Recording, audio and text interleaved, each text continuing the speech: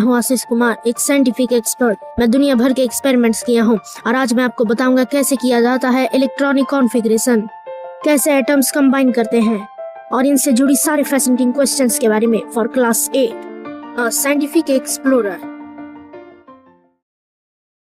तो आज का टॉपिक है इलेक्ट्रॉनिक कॉन्फ़िगरेशन। लेकिन इसे समझने से पहले आपको एटॉमिक स्ट्रक्चर के बारे में जानना बहुत ज़रूरी है। ये जो आपके सामने स्ट्रक्चर है ये एटम है। इसके बीच में ये वाला हिस्सा न्यूक्लियस है जिसमें न्यूट्रॉन और प्रोटॉन मौजूद हैं और इनके चारों तरफ ये बना सेल्स, इसमें इलेक्ट्रॉन है। इलेक्ट्रॉन ये निगेटिव होता है और ये प्रोटॉन है जो पॉजिटिव होता है और इसमें ये वाला न्यूट्रॉन ये न्यूट्रल होता है। ये न्यूट्रॉन और प्रोटॉन मिलकर न्यूक्लियस बनाते हैं और इलेक्ट्रॉन जो नेगेटिव चार्ज है वो इनके चारों तरफ घूमते रहते हैं। हर सेल्स में अलग अलग इलेक्ट्रॉन्स होते हैं, जैसे इस तस्वीर में आप देख सकते हैं।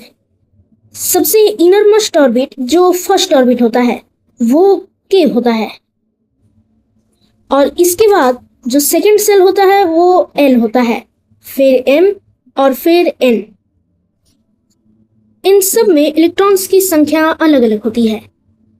फर्स्ट सेल में 2 इलेक्ट्रॉन्स होते हैं, सेकंड सेल में 8 होते हैं, फिर थर्ड सेल में 18 होते हैं और फोर्थ सेल में 32 इलेक्ट्रॉन।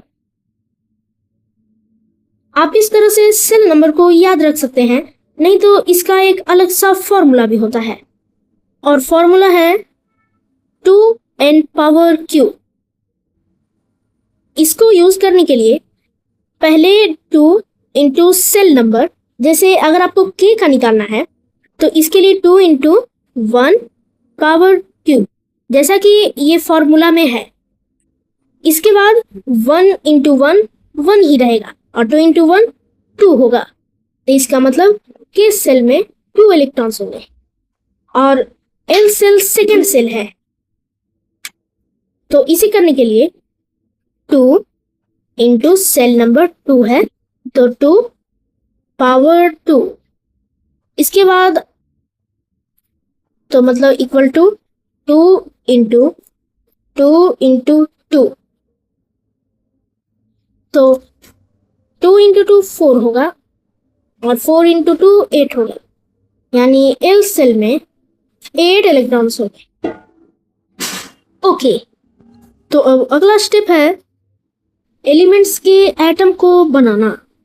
जैसे ये लिथियम, ये पीरियोडिक टेबल में तीसरे नंबर पर है और इसका मतलब है इसके पास 3 इलेक्ट्रॉन्स हैं। तो जैसे हमने पहले एटॉमिक स्ट्रक्चर समझा था वैसे हम लिथियम के एटम्स को इलस्ट्रेट कर सकते हैं। जैसे ये बीच में, इसके लिए बीच में एक बिंदु जैसा न्यूक्लियस बना लेना है। उसके बाद पहला सेल बनाना है के, जिसमें 2 इलेक्ट्रॉन्स होते हैं। ओके, और उसके बाद तीसरे सेल में 8 इलेक्ट्रॉन्स होते हैं, लेकिन लिथियम के पास तो एक ही इलेक्ट्रॉन्स और बचे हैं, तो इसीलिए हम एक ही इलेक्ट्रॉन्स ड्रॉ करेंगे। अब आते हैं इलेक्ट्रॉनिक कॉन्फ़िगरेशन पर। जो इलेक्ट्रॉन सबसे बाहर में होता है वो इसका वैलेंसी कहलाता है और अगर वैलेंसी में 4 इलेक्ट्रॉन्स तक हैं, 1 2 3 या फिर 4, तो ये इलेक्ट्रॉन्स को शेयर करेगा। अभी आउटर मोस्ट ऑर्बिट में 1 इलेक्ट्रॉन है, इसका मतलब ये इलेक्ट्रॉन शेयर करेगा। तो शेयर करने के लिए हम लिखते हैं प्लस और फिर वैलेंसी में जितना इलेक्ट्रॉन है तो इसका होगा +1। और अगर इसी पीरियोडिक टेबल में ये ऑक्सीजन की बात करें तो इसके पास 8 इलेक्ट्रॉन्स हैं। तो अगर हम इसके एटम को ड्रॉ करें तो इसके के सेल में 2 इलेक्ट्रॉन्स होंगे, फिर इसके एल सेल में बचे 6 इलेक्ट्रॉन्स, 1 2 3 4 5 एंड 6। इसके पास 6 इलेक्ट्रॉन्स हैं, इसका मतलब अब ये शेयर नहीं करेगा क्योंकि 4 से ज़्यादा अगर इलेक्ट्रॉन्स आउटर मोस्ट ऑर्बिट पर हैं तो ये अब इलेक्ट्रॉन्स रिसीव करना चाहेगा, और ये रिसीव तब तक करेगा जब तक इसके आउटर मोस्ट ऑर्बिट पर 8 इलेक्ट्रॉन्स नहीं हो जाते। अगर किसी एलिमेंट के सबसे आउटर मोस्ट ऑर्बिट पर टोटल 8 इलेक्ट्रॉन्स हो गए तो इसका मतलब वो पूरी तरह से इनर्ट हो जाता है। तो इसके आउटर मोस्ट ऑर्बिट पर 6 इलेक्ट्रॉन्स हैं और इसे टोटल 8 चाहिए, तो इसके लिए इसे 2 इलेक्ट्रॉन्स और चाहिए, और ये लेने वालों में से है, तो इसीलिए इसे हम निगेटिव मार्क कर देते हैं माइनस से। इसका मतलब इसका एटम किसी दूसरे एलिमेंट से कंबाइन होगा और इसे 2 और इलेक्ट्रॉन्स मिलेगा। इसके साथ मैं आपको एक और चीज बताऊंगा। तो क्योंकि टोटल आउटर मोस्ट ऑर्बिट पर 8 इलेक्ट्रॉन्स हो सकते हैं, अगर आउटर मोस्ट ऑर्बिट पर 1 इलेक्ट्रॉन 2 3 है तो इसे मेटल कहा जाएगा। अगर 4 है तो मेटलॉइड होता है। अगर 5 6 या 7 है तो ये हो जाता है नॉन मेटल, और अगर 8 हो गया तो इसे इनर्ट कहते हैं। इसका मतलब ये है कि अब ये किसी भी चीज से रिएक्शन नहीं करेगा क्योंकि इसके पास ऑलरेडी 8 इलेक्ट्रॉन्स मिल चुके हैं, तो ये अब ना देना चाहेगा या फिर ना लेना चाहेगा, और ये किसी के भी साथ मिलेगा नहीं। इसके बाद चलिए समझते हैं कैसे एटम्स कंबाइन करते हैं। अब जैसे हमारे पास है ये सोडियम और हमें इसे क्लोरीन के साथ कंबाइन करना है। ऐसा करने के लिए पहले हमें सोडियम के इलेक्ट्रॉन्स को ड्रॉ करना होगा। तो सोडियम पीरियोडिक टेबल में 11 नंबर पर आता है, इसका मतलब इसके पास 11 इलेक्ट्रॉन्स हैं। तो इनर मोस्ट में होंगे 2 इलेक्ट्रॉन्स, इसके बाद वाले सेल में होंगे 8 इलेक्ट्रॉन्स।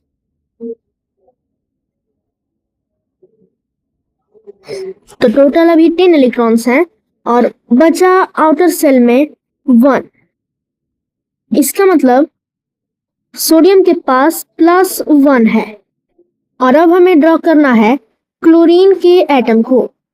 तो क्लोरीन आता है पीरियोडिक टेबल में 17 नंबर पर, तो सबसे इनर मोस्ट में 2 ही होगा, इसके बाद वाले में होगा 8 और फिर लास्ट में बचा 7 जो सबसे बाहर वाले इलेक्ट्रॉन का। तो अगर किसी एलिमेंट के पास 4 से ज्यादा इलेक्ट्रॉन्स हैं आउटर मोस्ट ऑर्बिट पे तो ये रिसीव करेगा, तो इसे इनर्ट होने के लिए एक ही इलेक्ट्रॉन्स और चाहिए। इसका मतलब इसके पास -1 है ना। तो इस तरह से सोडियम क्लोरीन को एक एटम एक इलेक्ट्रॉन्स दे देगा और उसके बाद दोनों ही न्यूट्रल हो जाएंगे और ये दोनों कंबाइन होंगे और फिर रिजल्ट होगा NaCl।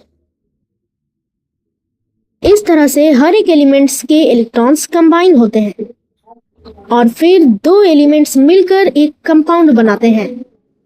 इसी तरह से मैग्नीशियम के पास +2 होता है और ऑक्सीजन के पास -2 होता है, और जब ये कंबाइन करते हैं तो बनता है MgO। इसका मतलब है मैग्नीशियम ऑक्साइड, और इसका प्रैक्टिकल वीडियो मैंने अलग से बनाया है। लेकिन इसमें एक कंफ्यूजन और ये आती है कि अगर मैं बोलूं कैल्शियम के पास +2 होता है और इसे क्लोरीन के साथ रिएक्ट करना है जिसके पास -1 होता है, तो अब ये कंबाइन कैसे करेगा। तो इसे कंबाइन करने के लिए एक मैथ है जो आपको जानना जरूरी है, वो ये है कैल्शियम के लिए 1 × +2 = +2 और क्लोरीन के लिए 2 × -1 = -2। और अब जो प्रोडक्ट है वो +2 जो कैल्शियम का है इंटू -2 जो क्लोरीन का है = 0। इस तरह से इलेक्ट्रॉन्स एक दूसरे से मिलकर न्यूट्रल होते हैं। यहाँ पर कैल्शियम के पास +2 है और क्लोरीन के पास -1 है। तो कैल्शियम के पास एक ही इलेक्ट्रॉन है जो क्लोरीन से कंबाइन करने के लिए काफी है और इसलिए इसे कुछ इस तरह से लिख दिया जाता है।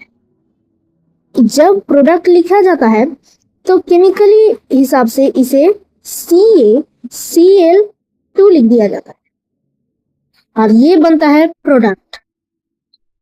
तो उम्मीद करता हूँ आपने आज इलेक्ट्रॉनिक कॉन्फ़िगरेशन को समझ लिया होगा और अगर ऐसे ही वीडियो में आपको इंटरेस्ट है तो इस चैनल को सब्सक्राइब कर ले। Thanks for watching.